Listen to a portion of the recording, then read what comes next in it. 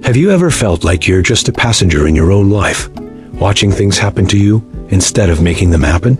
What if I told you there's a way to grab the steering wheel and not just drive, but design the entire road ahead? Today, we're diving into the powerful, almost hidden psychology of shaping your future.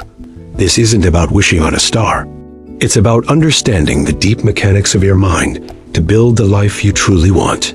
First, let's get one thing straight.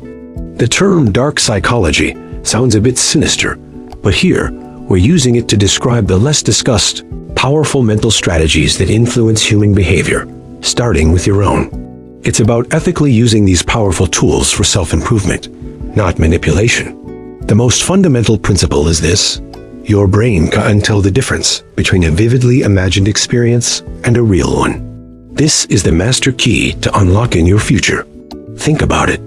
When you worry about something that hasn't happened yet, your body reacts as if it's happening right now. Your heart races, you get stressed. That's your brain treating an imagined future as a present reality. Now, what if you flip the script? What if you use that same power not for anxiety, but for ambition? This is where the concept of future self comes in. Don't just dream about your future. Define it. Get a piece of paper or open a new document and start writing in excruciating detail about the person you want to be in 5 or 10 years. Don't just say, "I want to be successful." What does that look like? Where do you live? What's the first thing you do when you wake up? Who are you with? What challenges did you overcome to get there? Describe your daily routine, your mindset, your health, your relationships. Make this future self so real that you can almost feel their confidence, taste their morning coffee, hear the conversations they're having. This isn't just a feel-good exercise. By creating this detailed avatar, you're giving your brain a concrete target. Our brains are goal-seeking machines. When you have a vague goal, like be happy, it's like telling a GPS, take me somewhere nice. It doesn't know where to go. But when you give it a specific address, a detailed vision of your future self, your subconscious mind starts working on the directions. It begins to notice opportunities and filter out distractions that don't align with that vision. Now for the dark part, using psychological triggers to make this journey almost automatic. The first is called the Zeigarnik effect. This psychological phenomenon states that we remember uncompleted tasks better than completed ones. So, how do we use this? Once you've defined your future self, your brain sees the gap between who you are now and who you want to be as a massive uncompleted task.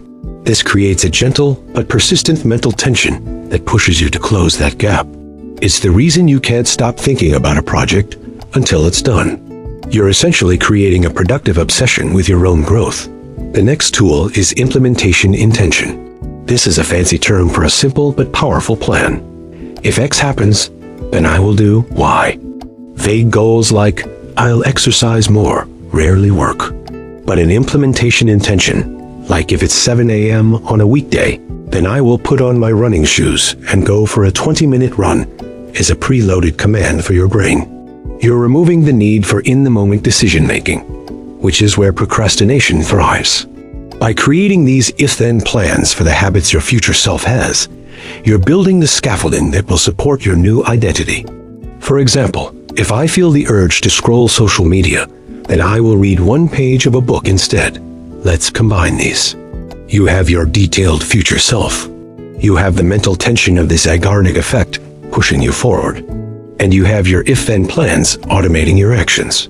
But there's another layer: emotional anchoring. You need to feel the emotions of your future self now. This is the core of manifestation, but with a psychological backbone. Spend 5 minutes every morning vividly imagining your day through the eyes of your future self. Feel the confidence as you walk into a meeting. Feel the peace of your organized home. Feel the energy from your healthy body. Why does this work? Because our decisions are driven by emotions, not logic. When you repeatedly associate positive emotions with the actions that lead to your goal, you're no longer relying on willpower. You're being pulled by desire. You're not forcing yourself to go to the gym.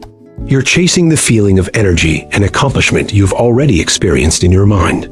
You're creating an emotional addiction to your own progress. Now, let's address the biggest obstacle, your current identity.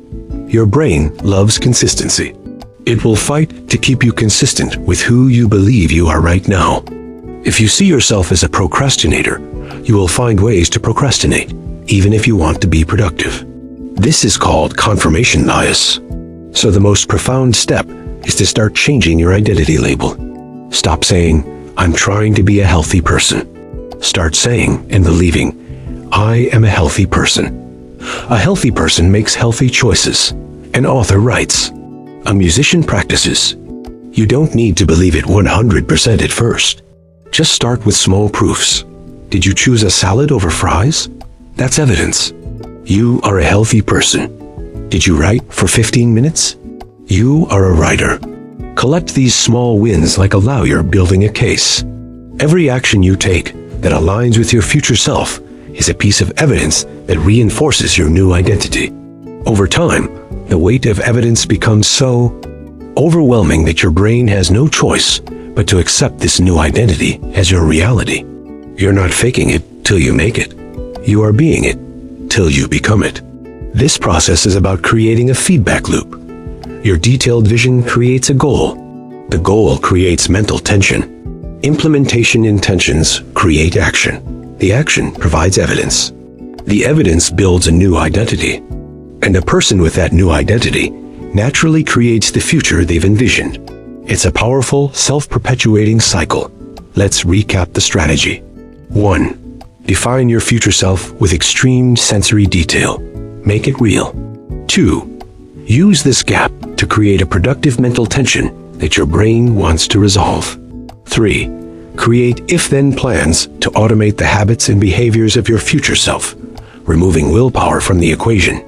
4. Emotionally anchor yourself to your future success. Feel it now to desire it more.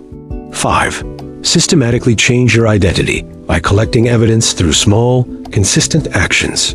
This isn't about a one-time decision. It's about designing a system for your own evolution. You are the architect, the psychologist, and the subject. By understanding these deeper drivers of your own mind, you stop hoping for a better future and start actively building it. One thought, one action, and one day at a time. The future isn't something that happens to you. It's something you create. Thanks for joining me on this deep dive. If this resonated with you, hit that like button and subscribe for more content on mastering your own psychology. Let me know in the comments which part of this process you're going to start with first. See you in the next one.